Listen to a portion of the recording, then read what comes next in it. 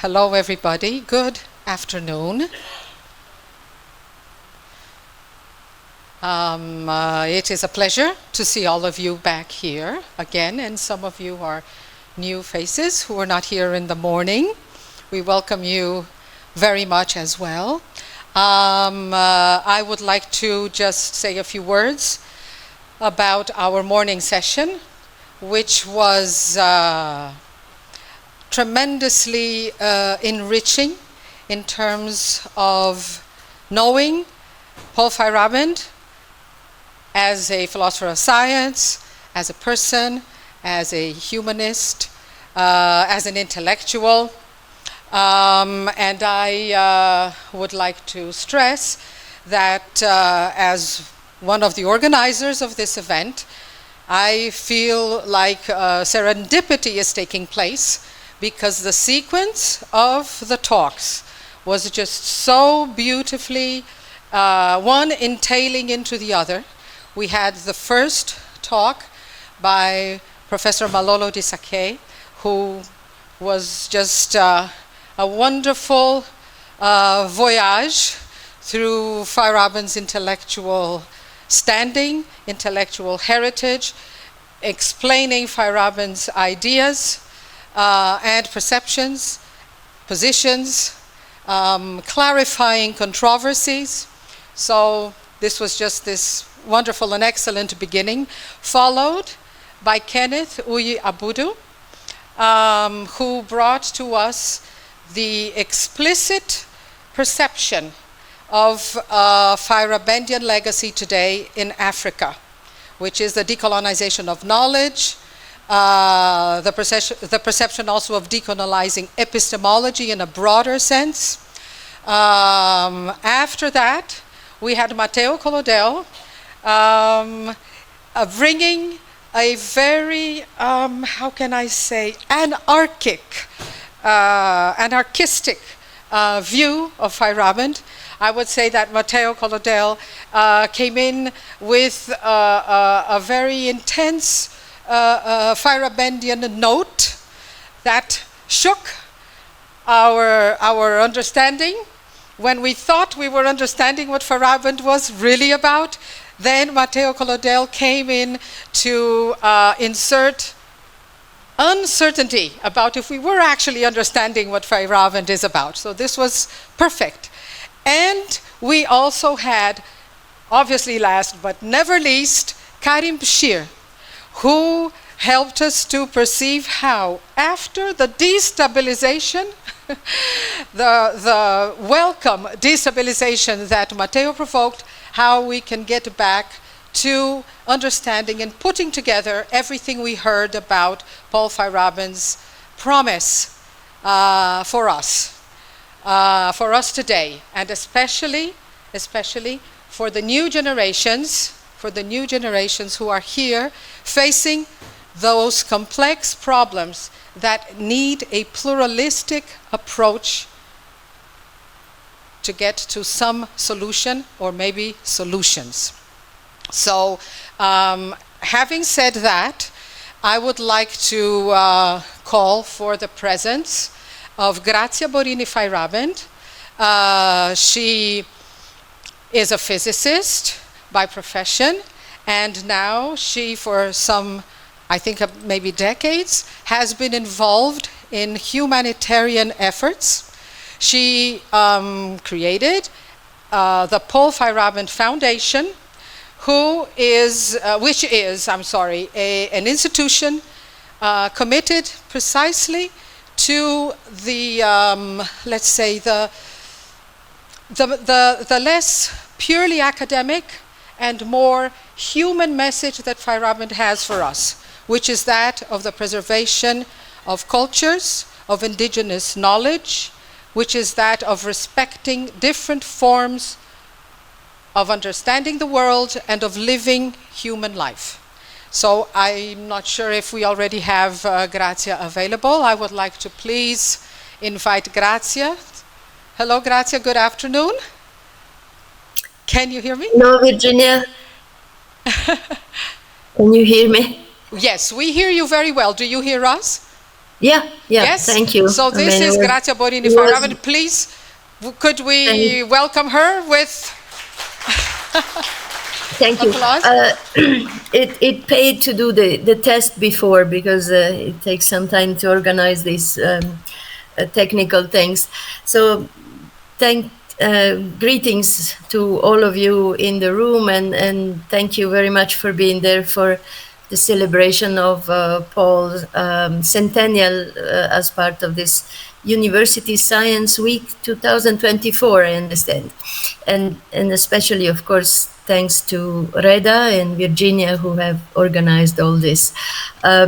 Frankly, I have to say that I'm quite sick today. I've had fever the whole night, and I have a fever even now. I think I have got the flu the first time in 5 years, so I'm lucky. But I'm very glad that I'm here from far away, so I cannot pass any of my flu to any one of you. And I just hope that my voice stays on for a while. So usually when I'm invited to take part in meetings that deal with Paul's work, I do not take part in discussions because, frankly, I have little to say professionally about the topics. My relationship with Paul was personal rather than professional, and I must say I'm also very biased about him. But this time the organizers proposed a connection between the celebration of the centennial and something that is very practical. The reason why the foundation was established on Paul's name, and also, and most interesting, what can be done about the earthquakes in the High Atlas. And I really cannot refuse that. I found it very, very important. And I'm grateful for linking this celebration with something so concrete and so worthwhile as this question about what can we do to respond to the earthquake disasters. On the one hand, Paul will be very happy about this connection. You all probably have discussed even this morning how he stressed how abstract thinking and ideas, they can diminish and suffocate the abundance of life around us. And he recommended to stay close to experience, to knowledge, to the diversity of ideas, inclination, to the needs of people. Well, Paul did not say this, but for me personally, this means that even the most beautiful abstract thinking and ideas, including the exploration of complexity that you are dealing with very expertly in these days, become all the more valuable when they pass some sort of practicality test. The exploration of complexity is a great subject. It is, gymnastics of the mind, and allows us to explore uncharted territories.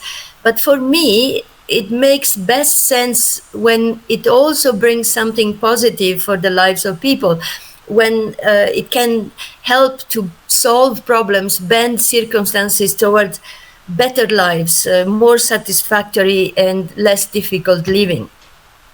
So nothing, I think, could be closer to this practicality test than trying to deal with the complexity of responding to the predicaments of the earthquake in the High Atlas. Because this earthquake involves a conundrum of issues that are indeed extremely complex. Of course, there are the physical, immediate, basic needs, food and shelter and healthcare, and intervention need to come from outside. But there are also the psychological needs, after the trauma, the disruption of normal life, the loss of friends, relatives, elders, homes, landscapes. There is a need to find back some sense of normality, some sense of what kind of future do we want together as individuals and families, but also as communities, and this often is neglected. And in the particular situation of the High Atlas, as I will try to discuss a little bit more later, there is the need to preserve a very amazing wealth of local knowledge of the environments and relations, what the anthropologist James Scott calls metis, which is knowledge that is deeply local, intertwined with the skills, the language, laws, history, embedded in traditional institutions like the Jma, the General Assembly of the communities, and also the tribes, the federations of tribes, and the practices like the Agdal that I will try to tell you something more about later. But it's not only traditional, there are also novel ideas, influxes of money, whatever we call aid, legislation, maybe new legislation, including the new constitution of Morocco, that my understanding is that you are slowly implementing it, the land cadastres, conservation projects, development projects, and all the systems of privilege and power that may have roots outside the local social and ecological environments of the High Atlas, but they are capable of strongly affecting it. So all these different worldviews and cultures, traditional and modern, can they be balanced? Can they be harmonized? Can their interaction be kept somehow healthy and fair, especially when one side is being hit very severely and the other side is more than usually in control? So I do look forward to hearing from you about the answers that you will give to these very complex and difficult questions, possibly this afternoon in your discussion. But as for me, when I posed myself this question and I attempted the connection that you asked for me to make, I have been identifying and recalling two themes that come from Paul's work and are relevant for me personally, but also for the group of people who established the Feyerabend Foundation, which I'll tell you about in a moment, and possibly also relevant for responding to the complex situation of the earthquake in the High Atlas. So the first theme is the one about the abundance of life around us, which many of us tend somehow to reduce in one more or less drab sense of reality. This is reality. So to counteract this reduction, as you well know, Paul suggested cherishing diversity, plurality, tolerance, a proliferation of ideas, theories, points of view, and even values. Well, being simplistic, being me, a consequence that I derive from that is that whatever is our way of understanding what counts in the world, for some maybe the gods of Olympus, for others the big bangs and all the laws of physics, for others maybe personal wealth, financial capital, for others may even be, and we see today happening in everyday's politics, the fact that some of us are the God's chosen people and all the others don't count. Well, that, whatever that is not the only possible and true interpretation of what we call reality. If we accept that there are many interpretations and many ways of being in the world, ways that make sense for different people, I mean, there is a tremendous sense of openness that comes out of this. Certainly all that exists, and Paul used the term being for that, certainly being does not respond equally and equally well to all kind of interpretation, beliefs, and narratives about the world. But being does respond to many approaches rather than to one only. And even more fundamentally, we may become aware that different approaches to being, for instance, different scientific approaches, but even different worldviews and narratives, do affect being itself and certainly affect our lives. That means that, different ways of relating with the world may make us miserable or satisfied, friendly and fair or criminal. So two things seems to me to come out of this.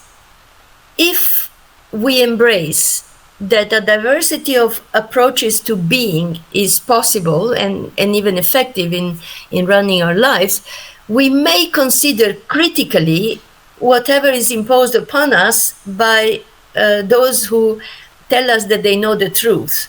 And maybe the priests, the scientists, the politicians, the development experts, depending on the field in which we are, we know the ones who tell us that they know the truth.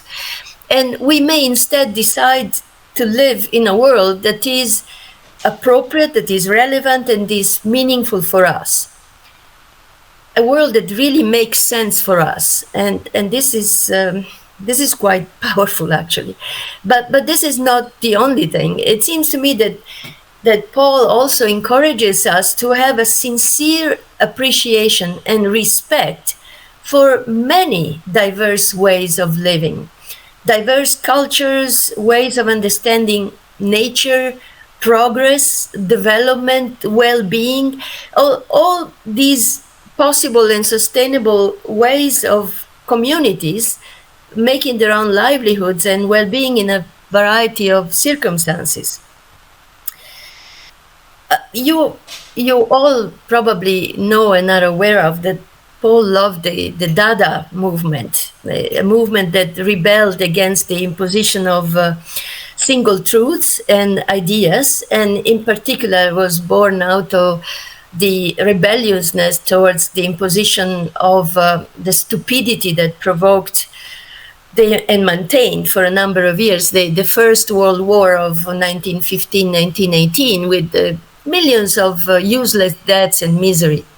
Well, with this Dada movement, Paul especially resented the pontification of those who want to convince and corral others in ways that are really inflexible, dogmatic, humorless, just completely, we know what it is. In my own professional life, I have encountered many such views that know what development is, what progress is, and are very keen to impose it upon others. Many ways of living that do not conform with the mainstream, instead, in my view, are fully worthy of respect and appreciation. And an amazing diversity of ways of living certainly existed all over the world, and in Morocco in particular. And in Morocco, there are situations that still exist today, and they have been in a delicate equilibrium with others, more mainstream views. Because of the earthquake, that equilibrium may be in serious jeopardy. And I will try to touch upon this a little bit more later. Let me now just briefly say about the second theme that I would like to highlight in Paul's work, which is only apparently in opposition to the first, which is the understanding, in Paul's words, that potentially every culture is all cultures, and diverse cultural manifestations are grounded in a single human nature that links and connects us all. The point in which Paul discusses this is when he discusses relativism, to overcome the idea that cultures are incommensurable systems, that they are closed upon themselves and they are not able to interact and communicate, which Paul counteracted, of course. And for what concerns me, however, this idea of single human nature resonates with the feeling of empathy towards others. We could refer to that as compassion, from the Latin cum patio, I feel and I suffer together with others. For me, this is what remains, which is quite solid and powerful, as soon as we accept that we all have different preferences, frameworks, understanding of the world, that we are free to follow if we do not impede one another. So we all live in different worlds, and possibly we can even say we live in different realities, and we have different interpretations of what these realities are. But we all know what it means to have a bellyache, to be hungry, to feel cold, to feel well and relaxed, breathing fresh air in nature. So this closeness with one another, we may assume to have this physicality of all of us because we have a body, because we all were born, because we all grew up, because we all became old, and because we all know what it means suffering, healing, and we all unfortunately will need to die. This may be the cornerstone of a basic sense of morality, which for me encourages us all to feel with the others, and because of that, to respect others, to respect their humanity, their diversity, and their own freedoms. So these two themes I have mentioned, the abundance of life and the understanding that potentially every culture is one culture, are dealt with in Paul's work, especially in Farewell to Reason and Conquest of Abundance. But if I have to suggest you a way to approach those, for me it is his autobiography, because he recounts how these themes emerge in his life by relating with others, not by being taught abstract lessons, following argumentative reasonings, or contemplating principles or ideas. He instead tells us how he developed something close to a moral character or some kind of an ethos as a byproduct of feeling close to other human beings, of accepting them, or developing companionship and friendship and love. So based upon this, let me say that I do hope that the Feyerabend Foundation is in line with Paul's ethos, as it may transpire from the two themes I have mentioned. And let me tell you something more about the foundation. It is based in Switzerland and was established in 2006 by a group of colleagues and friends who, actually it's not a small feat. We remain good colleagues and friends many years later, and we are still on the board of the same foundation. So we established that after a gestation of several years, in which we tried different ways to help people less materially fortunate than we were, but not considered to be less able to run their lives and decide about their lives. So we chose to deal with communities rather than individuals because we believe that communities are stronger in facing the power structure that maintain injustice in the world, stronger than individuals. And we rejected the idea of charity, which is basically offering something without any commitment to fundamental change in the giver or the receiver, in the conditions of them. We tried instead to embrace solidarity, engaging together in understanding and trying to eliminate the cause of the problems and the injustices suffered by people. So we had to put down the aims of the foundation on the Swiss law, and you'll find the formal aim in the website of the foundation, together with the summary of all the initiatives and the awards that we supported throughout the years. But in a nutshell, what the foundation does is to try to assist unprivileged communities to figure out for themselves what they need and want, and what they can do in mutual solidarity to fight injustice, to promote their own well-being, and to maintain cultural and biological diversity. So the key words for the Feyerabend Foundation, if you want to keep them in your mind, are justice, culture and biological diversity, community, and solidarity. Well, all this is, I hope, in line with the two themes I mentioned. On the one hand, we stress to keep alive the diversity and abundance that make life worth living, different languages, institutions, landscapes, ways of understanding the world. And on the other, by nourishing solidarity, we seek to strengthen that sense of single human nature that links and connects us all. Now, let me say something about the mechanics of the work of the foundation. And I have to say, first of all, that the foundation is very small. It disburses it has very little money, and it disburses a few very small grants every year. But every year it also offers an award named after Paul and subtitled "A World of Solidarity is Possible." And a feature of the foundation is that we work through a network of about 220 nominators in 70 countries around the world. And these nominators are all personally known and appreciated by one or more members of the board of the foundation. And this is part of the philosophy of the foundation, as the bonds of personal connections are strong within the board and with the nominators.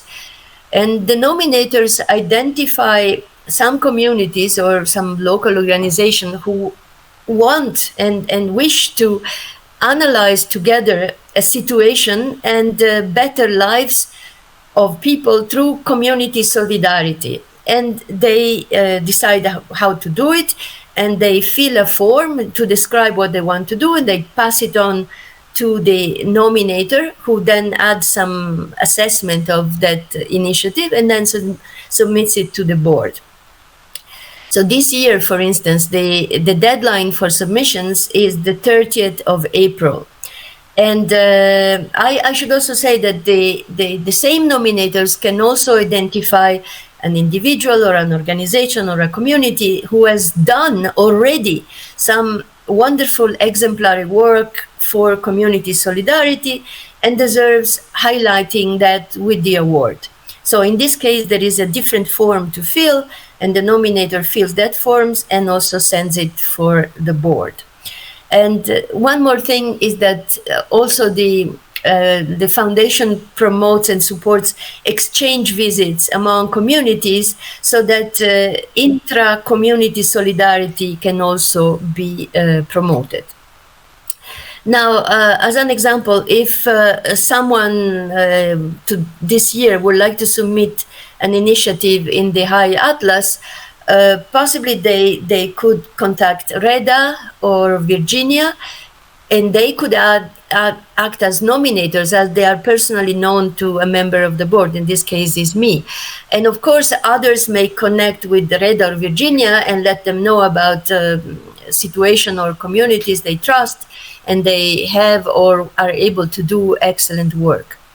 And whoever wants to organize this, the forms are available, they can be filled, passed on to the nominators, and the nominators can pass them on to the board. I should say, however, that the proposals are for small initiatives. We come up with something like 3,000 to 10,000 euros for initiatives lasting 1 to 2 years. So it's very small. But the very fact that communities get together and plan what is important for them to do in solidarity to strengthen themselves and to better the life of everybody, not of one single individual. I would like to have a grant. No, the community together. This is worthwhile. And it is worthwhile even without receiving financial resources afterwards. Then let me say something about the kind of initiatives that we encourage. Of course, the earthquake emergency needed a response from outside, and I hope it was delivered urgently and effectively. And from far away, it's impossible to say whether or not it was the case, and I hope that it was. But for the longer term, outside support may still be needed, but decisions about what to do, some think of this in terms of governance of the initiatives, of the operation of whatever will change the situation, should stay solidly in local hands. This actually is particularly true in the High Atlas, where local societies and communities boast some cultures of magnificent complexity.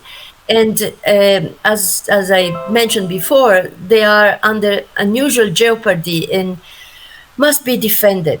Let me be a bit more specific with just one example of complexity in action for the Amazigh community of the High Atlas, which is the traditional system of agdals, which some of you may know much better than me, but I have also experienced directly in my work a number of years ago. So this system has been in use for centuries, and it is really a model of wise response to complex phenomena. And you imagine there may be several actors that have different and conflicting interests, and they need to compose those interests, and they need to respond to the vagaries of nature and solve a variety of problems. So the Agdal is a way to combine all this and to solve it. It is basically, an Agdal is an area of land, a territory. Possibly it has valuable trees, pasture, or water, and a local community decides together to enforce agreed rules of access and use to those resources. These rules, and this is the important element, are extremely flexible and adaptive and adaptable, and they are ingenious because they combine in ways that many so-called modern systems are unable to achieve. They combine a variety of, for instance, a variety of rights which other cultures find impossible to combine. In the High Atlas, you find coexisting private property, public property, communal use rights, and communal property on the same land. The government legally owns the land, but the local communities decide who, when, and how can access and use, for instance, timber or pasture, fodder or fruits or water. So private property may well be accommodated. For instance, you have a common land where the walnut trees are owned by different private families. So you go and collect your own walnuts, but the community decides which animals can graze under the tree or even on the trees. So there is a fine grain of rules and decisions, which is simply wonderful and allows a community to adjust along the way and to reach the desired results. And I would like to say that there are some crucial aspects to the Agdal. One is that the rules are established together, and they can easily made to vary, to adjust to the year or the seasons. But they also are rarely extreme. So it's rare to find total prohibition to something, for something. And they are also equitably applied to everyone in the community for the good of the community, not just for the good of this or that individuals. And there is a person chosen by the Jama'ah, chosen by the community, called, I believe, Amin, designated to make the rules respected and reported to the Jama'ah about how the respect is coming about, and possibly also what kind of retribution to disrespect of the rules should be taken. The Agdal can apply to forested areas and pastures where they restrict use for certain periods of a year, for instance, but also to water. And in principle, again, water is state-owned, is owned by the state, but water turns are privately held and managed collectively. and the regulation are extremely delicate. You can have a rotations of turn of access to the water. You can split the turn so that the water does distribute itself more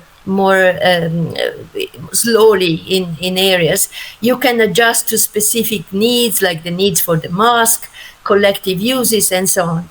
And the Jama'a has the power to administer sanctions. And similar rules, very complex, exist for medicinal plants, for fodder, for the rights of collecting fruits, for grazing in certain areas, and so on. And intertwined with all this, there is a great syncretism in terms of sociocultural and religious beliefs and practices. They even managed to combine pre-Muslim and Muslim era beliefs and understandings. And much of the knowledge, capacities, and institutions that regulate the Agdals and other such time-tested practices are part of bodies of customary laws that are orally transmitted. These systems are coherent, they are adaptive and resilient, but they are also highly vulnerable to state power and to the private and corporate sectors that may come and impose rules or make impossible the local rules. So for hundreds or even thousands of years, livelihoods in the High Atlas have been nourished by this type of arrangements and practices. It certainly was not a bed of roses, and life has been harsh, but people gained their livelihoods and did not destroy their environment. They enriched it and often made it thriving and beautiful. So there is an amazing value in this micro-governance of local environment and social affairs, which reveals a sophisticated capacity to deal with complexity, which fits so well with the topics of your week of study and analysis at the university. In my own understanding from my own work, the crucial unit at the heart of that capacity is the existence of a community, what I still think you call Duar, with its territory of life and the knowledge and institution like Jama'a that allow the territory to be governed effectively and to sustain the communities. And I know that there are other institutions and other things happening, but the heart is still that Duar, that Jama'a, that territory of life. And prior to the earthquake, the governance situation might not have been perfectly thriving, possibly was in a fragile equilibrium with the power of the state. And social systems are always dynamic. And in fact, destruction and expropriation has been happening through distance and through recent history. In the last years, however, I understand that in Morocco there has been a broad recognition of the values of traditional cultures. And some Moroccan NGOs and international agencies have advocated for a better role for traditional institutions in governing the environment. For instance, about the recognition of community conserved areas, and also for ruling and mediating conflicts related to land and water, etc. And the 2011 Constitution of Morocco offers new great opportunities for the Amazigh and other traditional languages. But land can still too often be taken away by the state and even privatized for all sorts of purposes. So there is a need to consolidate what remains in the hands of communities and refresh the recognition of their institutions, taking advantage of the international policies that today recognize them, but also of new form of support even after the earthquake. So the support may be to reconstruct the villages with the earthquake resistance design and sustainable development initiatives, and I hope you will include in that agroecology, conservation of biodiversity, etc. But again, what I believe needs to remain alive most of all is um, the, the heart of that biocultural diversity is the integrity and strength of the communities, that their language, their collective memory and knowledge, their own institution for decision making and for accommodating among different interests and powers, these internal reciprocities, the capacity to have the rules not only decided but enforced, respected, including with sanctions, but in particular in a territory, in their territory of life. And I think that it's only by focusing on this that the danger of rural exodus and mass migration to cities and immense socio-cultural loss after the earthquake can be avoided. So this does not mean that culture should not and cannot evolve and change. But I would like to stress that it's possible to merge the best of traditional ways and of modern ways. But there is also a possibility of mixing the worst of the past with the worst of the present. And this is a real challenge that I've seen in very many different situations in my professional life. And I think this challenge is facing all of you in Morocco, in the High Atlas in particular, knowing how to combine tradition and modernity, knowing what is the best of the past and the present, but not doing so, from some form of an outside perspective. We know what is good for you, even by benevolent helpers. The perspective of change should be the one of local actors, the one who will feel on their own skin the results of the change. And I'm not talking only about individuals, but communities. There should be a way to find a thoughtful perspective for communities, a well-informed, well-discussed perspective about what are the consequences of key decisions that they will take, possibly with the new resources coming in after the earthquake. And from a complexity of issues and problems, a complexity of decisions may be expected. So you can have communities that may wish to maintain their customary laws, their common property, their consensus-based decision-making, but also adapt their institution with the inclusion of more voices, the youth, and more voices of women, for instance, or connecting with other communities, with other leaders in similar institutions in other countries, or engaging new communication technology and things of the sort.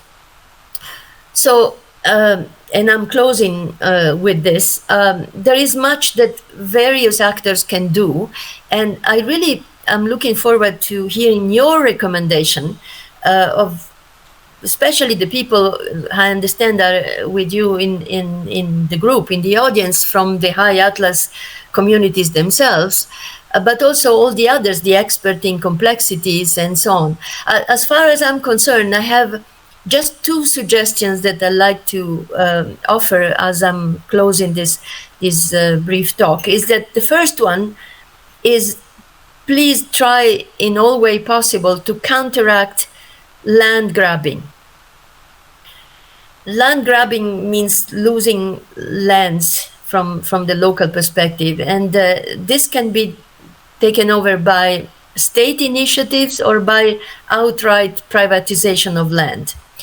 There are difficult community conditions that follow the earthquake, and the state may be tempted to sell communal lands that are in their own property of the state according to the law, and destine them towards initiative that frankly may have dubious public benefits. We all know about that: dams and mining and golf courses and private hunting grounds for the Saudis. There are many of those. And that's my first recommendation. And the second one is to highlight and to support community governance of territories of life, so that community institutions remain solidly in control of their territories, their housing, and their livelihoods. This involves supporting and valuing their common property, their customary law, and their traditional knowledge as it changes in ways that should be decided by them. The Amazigh communities in the High Atlas, I think they have in their DNA the capacity to deal with complex problems and issues. And I'm confident that they will overcome these terrible disasters, and they will do so, but they will more easily and do so if the outside world, even with the best of intentions, does not overpower them and rather trusts and supports them in the paths they'll choose themselves. Thank you for listening to me and to being so patient.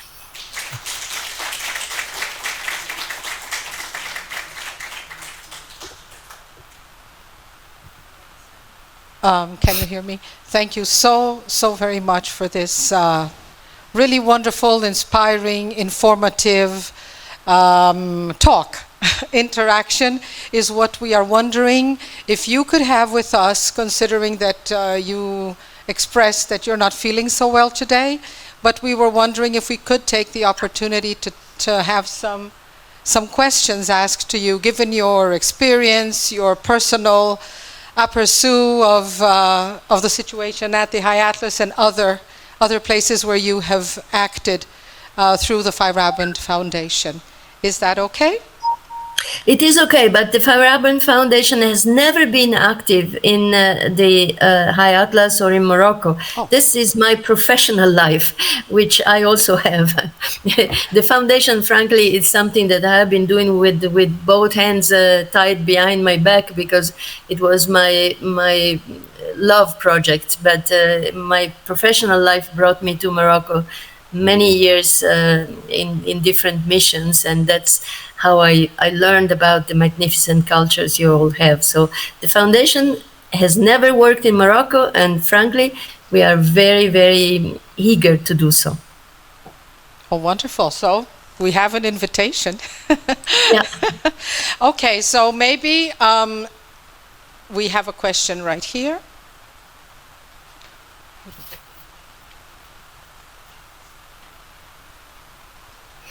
Thank you very much, Grazia. That was quite inspiring. My name is Fode. I'm a collaborator with the Center for Public Impact. Something that really resonated with me is when you said that both the giver and the receiver must commit to transformational change. Could you share how you've been transformed and your foundation's been transformed through that process? Thank you. It's not easy. Sometimes it's very frustrating, actually. Let me say that right now, for instance, it's not only that we are eager to work in Morocco.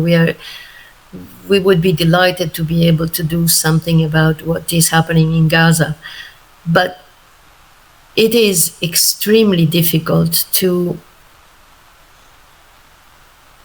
affect the roots of inertia and power systems that command and control our lives. So we realized with the foundation that we could just add a grain of change in particular places and times, and with individuals and with communities.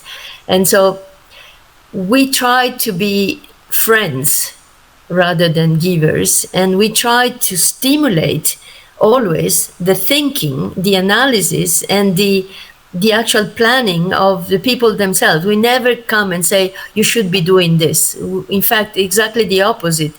We are eager to go and provide some support when people want to find out themselves what they need and want.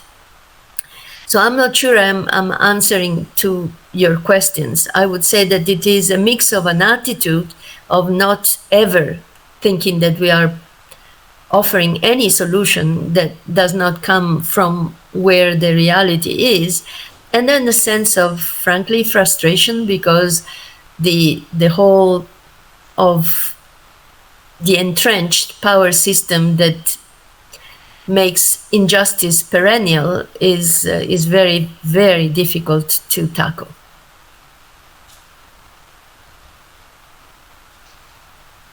Thank you, Grazia, for your answer. Thank you for your question. Any other question?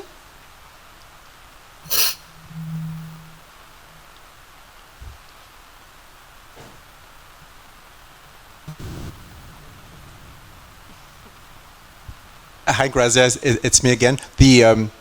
I was curious of how you personally and your foundation have been transformed through that process. Because you were putting the context, you were saying it's not just about those who are receiving that must be transformed, those who are giving must also transform. So how has that transformation shaped you and your foundation? Thank you. That's interesting. Let me think. Certainly makes. Yeah, well, I don't even know if it is this approach or age. We all grow old, and by growing old, we accumulate experience. And I do hope, and I think it is true that I have become much more humble and much less secure of what I feel is important. And I would say that these two thematic areas that I try to highlight in Paul's work have sunk more and more deeply in me. I mean, we never really discussed them with Paul, but when you live together with someone, a few ways of beings get passed on by the everyday interaction. And these two things, the sincere appreciation of different ways of perceiving, seeing, understanding the world, and at the same time, the sense that basically we are all one, and we cannot, or we should not, but I think we cannot be happy unless everybody else is also happy. I mean, these sorts of basic conditions of life have become stronger for me, and I believe also for the rest of the people in the board and the interaction we have with our nominators. So more and more we do not bring solutions, but we try to provide the conditions for solutions to be identified and enabled locally. I hope I did understand somehow to what you asked. Thank you very much, Grazia. I guess we will say goodbye. It was just absolutely wonderful, a true privilege to have Grazia Borrini with you. Oh, there's a question back there. Oh, do we have time for one more question? Yes, just one more question. It's such a privilege, we don't want it to end. Thank you so much for your experience. I'm a novelist, and I was asking by myself if I was there and if you can write what happened as a novelist. Which gender will you choose to write this story?